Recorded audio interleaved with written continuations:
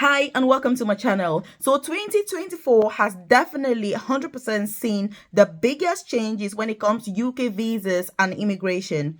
And understandably so, there's been a lot of confusion with some people saying, Melvis, when is this law starting? When is this one starting? I'm not sure. I'm very confused. So in today's video, I'm going to be giving you 5 very important dates this year, 2024, for those rules that have already been confirmed and which rule is starting on which date. So you need to make sure that you've got your pen and paper ready to write down the dates and what law is starting or ending on that specific date. So everything I'm going to talk about in today's video, these are not proposals, these are not recommendations, these are already laws and rules that have already being confirmed and will be starting from that day. These are massive changes that have a huge impact in your lives, whether you're already in the UK at the moment as an immigrant or you're still out of this country. It is absolutely crucial that you get all the details and understand how these are going to affect you as a person. So if you're new to my channel, you're obviously welcome.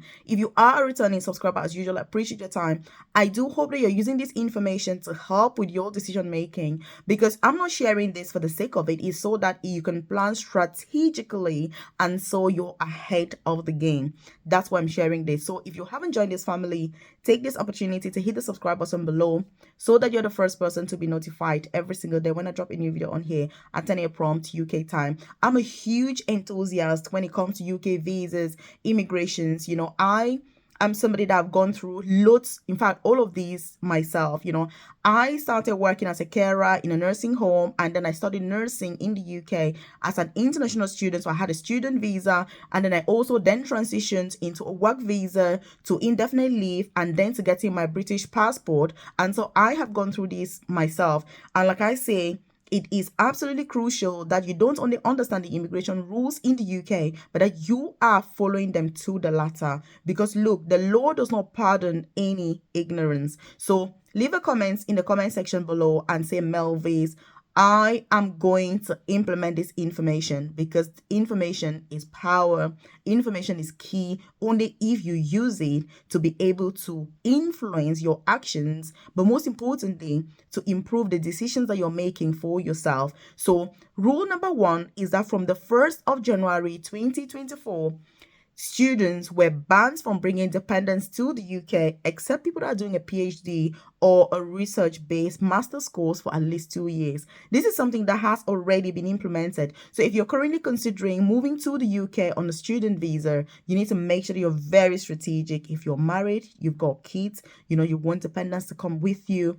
It's not just a matter of getting any agent and throwing in money there, but you've got to be really strategic and really think carefully about the course that you're choosing, because students can no longer bring their dependents to the UK except the 2 categories that we've mentioned, and that's from the 1st of January 2024. Also, if you need to contact me, by the way, check the comment section below. You're going to see my contact details on there, my WhatsApp number, as well as my email address, so that if you're like, hey Melvis, I need one-to-one support with getting to the UK or improving my career in the UK, switching your visa, getting into nursing, NHS, apprenticeships, carer jobs, I'm passionate about all of that, then get in contact with me. You're also going to find my newsletter in the comment section. It's free to join. You drop your name and email, and I send info such as this directly to your inbox, so you're not reliant on the YouTube algorithm for such vital information that is crucial for your personal and professional development. So check the comment section and definitely join the newsletter, because if you've clicked on this video, you definitely want to see other videos and other information that I share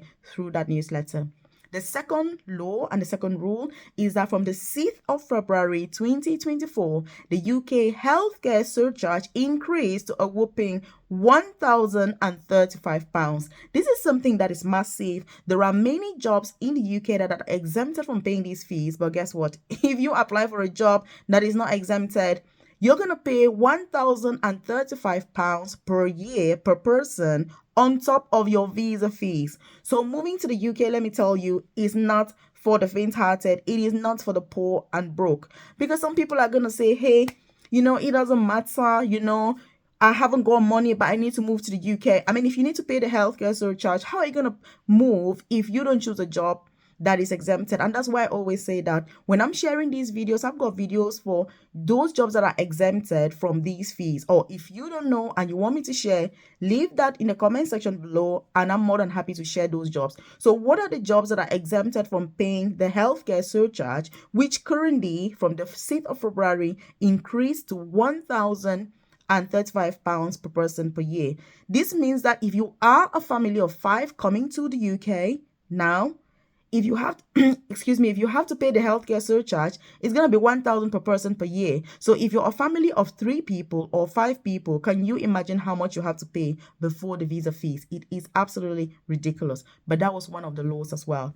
Then these are rules that are already in force. Then from the 11th of March 2024, that's the glorious and the very unfortunate day where carers will then be banned from bringing dependents to the UK. Look, this is going to be the worst day in this country. It's very, very sad. I think it's ethically and morally wrong to say that somebody can come to this country to spend their life working, yet they cannot be reunited with their family. I think it's absolutely ridiculous, and it is inhumane to be able to implement such rules. I mean, these are my opinions. Obviously, nobody's asking for the opinions, but that is what I think about this particular law. And I think as a human being and a citizen of this country, I'm also entitled to have my own opinions about the rules that they're making, because I'm paying taxes. And so, yes, my opinion will be heard. So that's what I think. From the 11th of March, 2024, all carers, senior carers that work in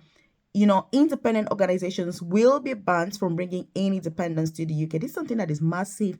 This is something that is ridiculous. And if you want to know, by the way, those jobs that are exempted from this rule and how you can go about that, please leave that in the comment section, and I'm more than happy to share with you. Also, all the information in this video is absolutely important, very crucial. Do me a favor of sharing this with your friends, your loved ones, your family members, your colleagues, so that they are aware of this, because something may seem really simple and very obvious to you, but actually there are other people that are not aware of that information, and that it would be so life-changing for them to get to know that in fact, indeed, these are the changes that are coming. So 11th of March, carers, senior carers coming to the UK will not be allowed to bring dependents. It's very important now that if you're getting a COS, you need to check the occupation code, because when we talk about banning dependents, it is the occupation code that you have on your COS. And so those of you, by the way, that use agents to come to the UK, it is your duty to know the occupation code that you have so that you can bring your dependents or not. If you're reliant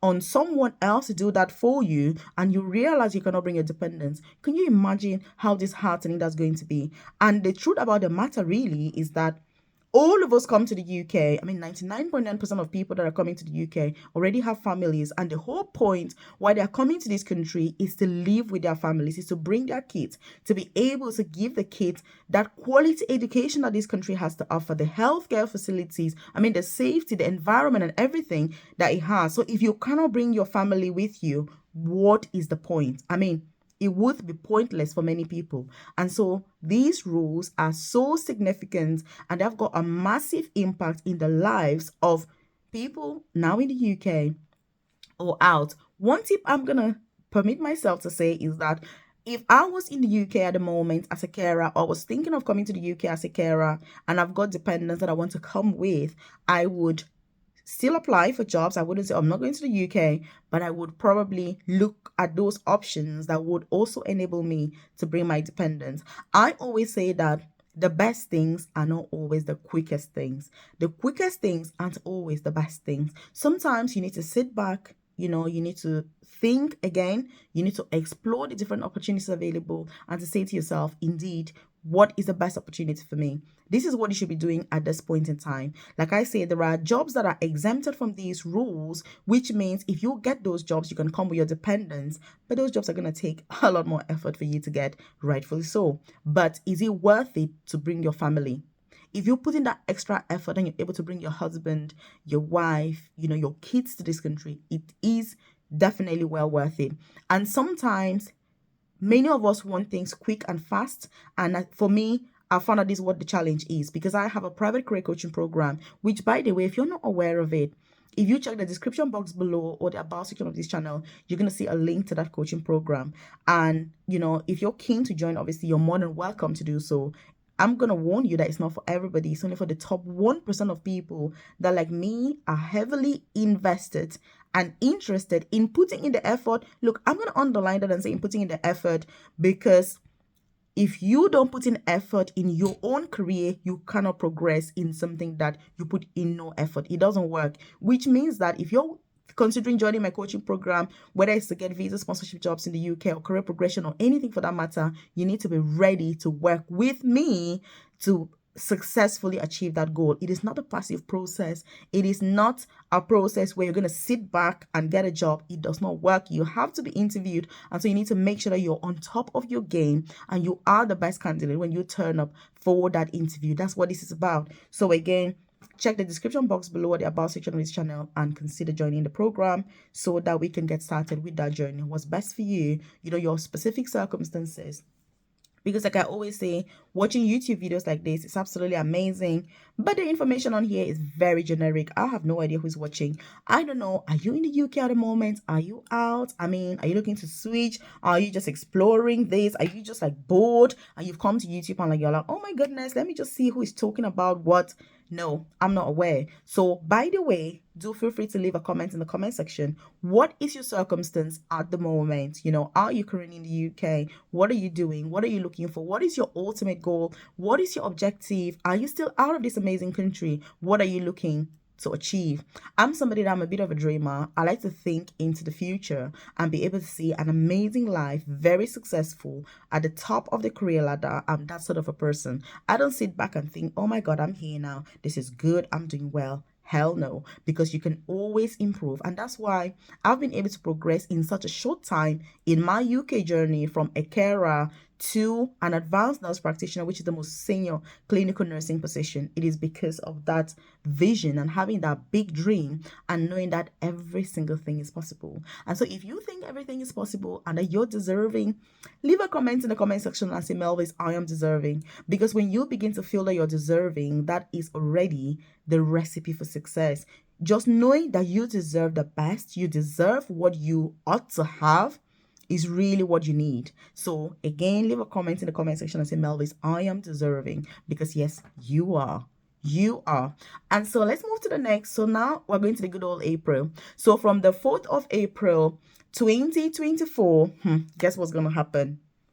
If you are not earning at least £38,700, you cannot get a skilled worker visa in the UK. This is a massive change, because if you're not earning at least £38,700 per year, you would not be able to get a skilled worker visa. I didn't think this day was going to come. It's very good that you're earning more because your lifestyle is going to be better. Obviously, if you're able to manage your money well, but it's going to take a lot more effort to get those jobs, obviously, because there's a lot of competition. The higher the pay, the higher the competition as well. And remember that this is most likely going to be entry level. It doesn't mean there are no jobs available. I've shared extensive videos on here about various jobs that the NHS recruits for, currently recruiting for, that pay over that amount. And guess what? Some don't even need a degree. They don't even need any qualifications, and they don't need any experience. So the UK Home Office would not implement such a rule if it was not possible to get these jobs. So it is possible to get these jobs. And like I said earlier, if you think that you're deserving, then yes, you are.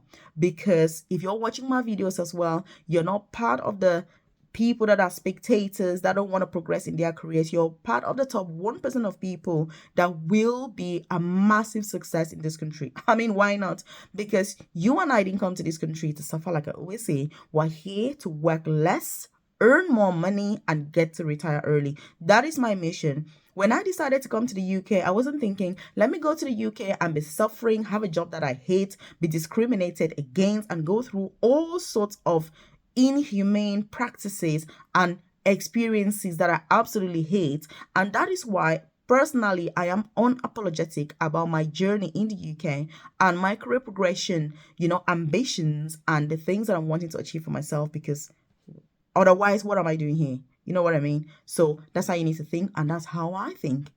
So That's what's going to be happening from the 4th of April 2024. If you're not earning at least £38,700, you will not get a skilled worker visa. So again, like I was saying in the previous point, skilled worker jobs, you need to be able to differentiate which job is exempted from the healthcare surcharge, but which jobs are exempted from this rule. As usual, there is no rule or law or change without T's and C's or without exceptions. If you want to know what the exceptions are to this rule, leave a comment in the comment section below and I'm more than happy to share with you. Now, let's get to the last point.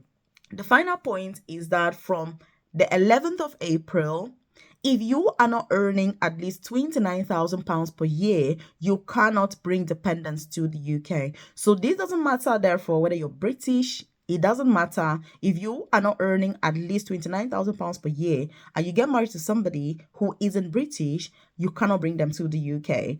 And so this is the time where if you're dating somebody in the UK who's got a British passport, you've got to sit down and say, look, my darling, I absolutely love you, but guess what? How much do you earn? Because if they don't earn at least £29,000 per year, they cannot bring you to the UK. So which means that, you need to do your research really well. It's not about flashy items. It's about the pay slip. How much do you earn, darling? Can I see the evidence? Can I look at your pay slip? I mean, you're not going to say that, obviously, but you need to find a way to find out that information. And this is not me saying, even quite a few people in the country that have been criticizing this particular law have said that falling in love with immigrants is going to be for the rich. Because if you are not earning at least 29,000, like I say, you will not bring dependents to the UK. Even if, and this is for British citizens as well, so it's not about visa sponsorship. It's the fact that anybody for that matter in the UK would not be able to do so. So these are dates that you must note. You need to know which one applies to you and when it starts. But like I said, if you need to contact me, by the way, about anything, getting jobs in the UK, career progression in the UK, I live and breathe career progression. Love anything about interviews, applying for jobs, progressing, getting to the top. Check the comment section below and get in contact with me. Check out this other video that I've linked up specially to give you more info. Check this out.